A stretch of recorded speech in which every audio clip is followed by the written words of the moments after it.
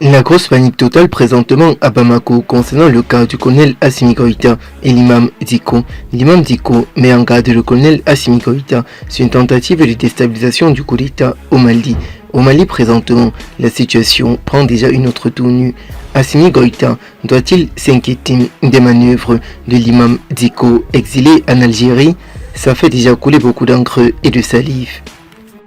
Figure emblématique religieuse influente du Mali, l'imam Diko provient le colonel Assimi Goïta sur la déstabilisation du pouvoir en place. Il a été l'un des leaderships du mouvement de contestation qui a exporté ainsi le président Ibrahim Boubacar Keïta, autrefois au pouvoir, qui a emporté l'ex-président Ibrahim Boubacar Keïta hors de ses fonctions. Celui qu'on surnommait le fils du roi a frayé la vive chronique totale. Un moment avec les 5 colonels avant de porter une voix critique qu'il a rapidement installée dans le viseur des hommes forts de Bamako. Tombé en disgrâce de natifs, le natif en a profité de l'occasion, il s'est exprimé sur ce qui pouvait réellement se passer en réalité. Il a rejoint l'Algérie en décembre 2023. L'imam Diko a été exilé sous les ordres du colonel Assimi Goïta et depuis lors jusqu'à présentement, l'imam Diko ne s'avoue toujours pas convaincant sur le pouvoir en place à Bamako. Depuis lors, ses partisans restés au Mali ont plusieurs fois annoncé son retour triomphal à Bamako, mais il n'est jamais resté au devant des racontages de ce qui se racontait en réalité. Il n'est jamais rentré au Bercail, c'est-à-dire au Mali. Il a été aperçu rapidement en Algérie, après en Mauritanie. Au niveau de la 6e édition de la conférence africaine pour la promotion de la paix, l'imam Diko présentement en difficulté. Le journaliste Wassim Nazi de France 24 en a profité de l'occasion. Il a parlé à la junte au pouvoir à Bamako. Il a parlé de la situation de crise post-électorale qui s'étend présentement à Bamako.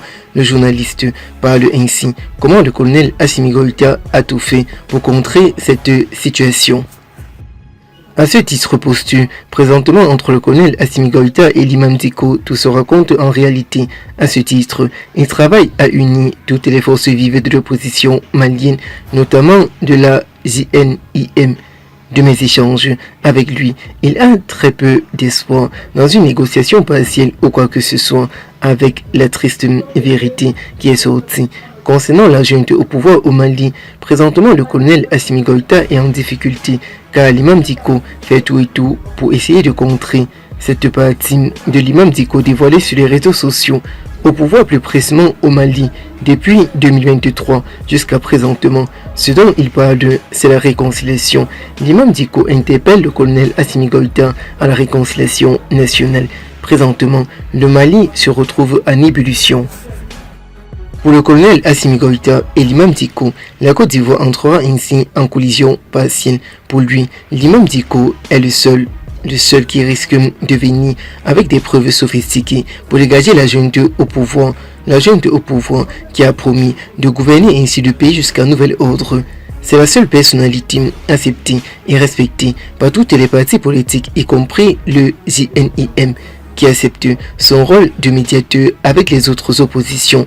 Cet employé de France 24 dans le viseur de la ES pour ses contacts présumés dans les cercles vicieux terroristes va plus loin en affirmant que c'est le JNIM qui donne de la voix pour cette union des forces de l'opposition vis-à-vis des réseaux sociaux, vis-à-vis de ce qui se raconte en réalité.